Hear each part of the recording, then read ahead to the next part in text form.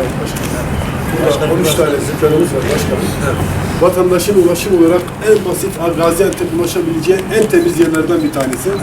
Bunu Şehit Kamil halkına layık görmüyorlar. Bunu Gaziantep halkına layık görmüyorlar. Evet. Amaçları ne bilmiyorum. Lazım olabilir kendilerine ama belediyemizin ben inanıyorum ki daha da fazla bundan daha fazla hem arazisi hem kamu olarak binası vardır. Burası bana ait değil. Burası Gaziantep halkına aittir. Gaziantep halkının ve Şehit Kamil halkının hak ettiği bu hizmeti mahrum etmek istiyorlar. Eğer çok kendilerine para lazımsa uzay çatıları satsınlar. Uzay çatılar şu anda mahallelerin Şehit Kamil'in en güzel set yerleridir. Burada temel esas insanlara hizmet edebilmektir. Kendi milletine hizmet edebilmektir. Hatta biz kendi milletimizi boş ver, yeri geldiği zaman dışarıdan gelen milletlere bir ümmete hitap veya ne bileyim işte farklı ülkeler olağan dışı bir durum olmuş, mesela sel olmuş, bilmem deprem olmuş vesaire. O insanlara hizmet etmek için kurumlar kurmuştur. Devletin böyle resmi kurumları var. Doğru mu? AFAD gibi kurumlar bu işlerle uğraşıyorlar. Şimdi belediyelerin de temel hizmeti, vatandaşına her türlü hizmeti götürebilmek için kendi yetki ve sorumluluklarında olan alanlarda hizmet götürebilmek. Hakaret bana yapılmadı. Bir Gaziantep'e yapıldı. Neden değil? İnsan yerine koymayabilirsin ama sen yanlış düşünüyorsun. Bir veteriner hekimsin. Bu işi yapan insanlar bu işleri resmi yapıyor zaten. Gayet temiz ortamlar. Buralar gerçekten güzel yapılmış ama bugün buraların tekrar yapılıp sizin ufak Bundan daha güzelleri yapıyor. Ama layık görmüyorlar. Bizim tahliyemizi istiyorlar. Aliye mi koyacak? Kedi koyacaklarmış. Nasıl kedi koyacak? Valla köyde değiller, kedi Ya koyacak. veteriner hekimliği kurulacakmış. Personellerine yer yokmuş. Bir de yeni yapı, eski yapı olsa diğer deriz tamam bu eski Sayın yapıyı Başkan, yenileyeceğiz. şöyle izah edeyim. Şehit Kamil Belediye Başkanı Arkın Bey kendi ağzıyla telaffuz etti. Böyle bir hizmet sektörü yok dedi. Doğrudur.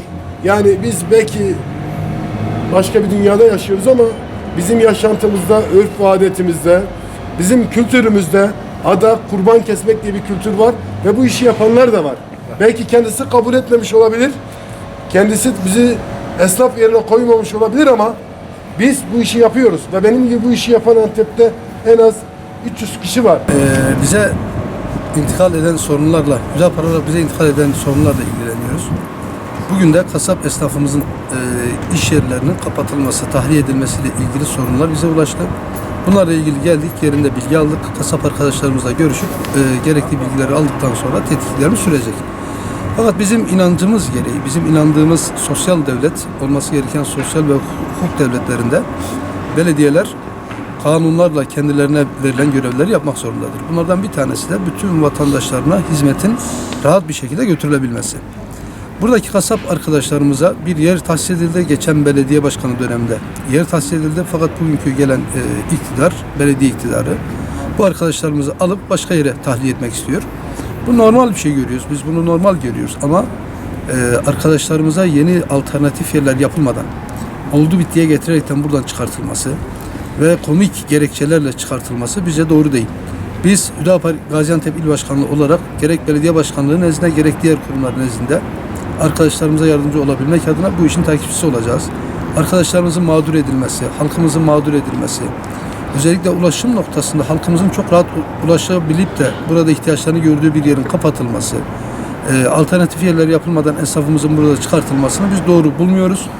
Bu konuda Sayın Belediye Başkanımızla görüşeceğiz. Belediye Başkanımızdan sonra da gerekli yerlere müracaatımızı yaparaktan bu alınan kararın yanlışından dönülmesi için uğraşacağız. Esnafımız bilsin ki biz her zaman için Hüdapar olarak arkalarındayız. Kendilerine gerekli desteği sürekli vermeye devam edeceğiz. Teşekkür ediyorum. Kurban satış ve kesim hizmeti vermek için burada bulunan arkadaşlarız, esnafız. Bu hizmeti veriyoruz. Ta ki Kandil günün olduğu gün bize durduk yere bir haksızlık yapıldı. Bize buradan gitmemiz söyleniyor. Biz gideceğiz zaten. Belediye 6 aydan bu yana çeşitli bahanelerle bize psikolojik mobbing uygulayarak bizim buradan gitmemizi ve buraların kendilerine lazım olduğunu söylüyorlar. Biz de kabul ettik. Büyükşehir Belediyesi ile istişareye gittik, konuştuk.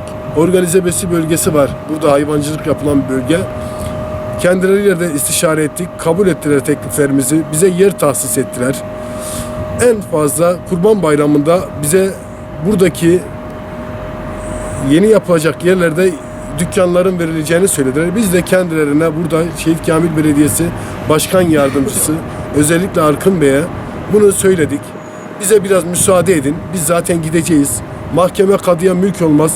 Burası da zaten belediyenin malıdır, beytülmaldır. Bize de kalmayacak. Gideceğiz diye bir teklifte bulunduk. Ama psikolojik olarak bize baskı yaparak, mobbing uygulayarak haftada bir, 10 günde bir zabıtanın eline bir kağıt vererek bizi taciz etmeye başladılar. Yılbaşından bir gün sonra Kandil günü burada müşteriler, yani kimler kurban keser genellikle demeyeceğim, herkes keser. Yani biz Anadolu insanıyız. Kandillerde hayrımızı, hasenetimizi eksik etmeyiz. Müşterilerimiz bu sitede, buyurun bakın efendim. Adak kurbanı keserken saat 10-11 civarında elektriklerimiz kesildi. Kuyularımız da elektriğe bağlı olduğu için sular da kesilmeye başlandı. Sebepsiz yere arıza var bahanesiyle. Burada tabii biz neyin ne olduğunu öğrendik. Trafodan müdahale etmişler. Enerji saha ekipleri de bu işleri zaten biliyorlar, kontrol ettiler. Dışarıdan müdahale olduğunu biliyorlar.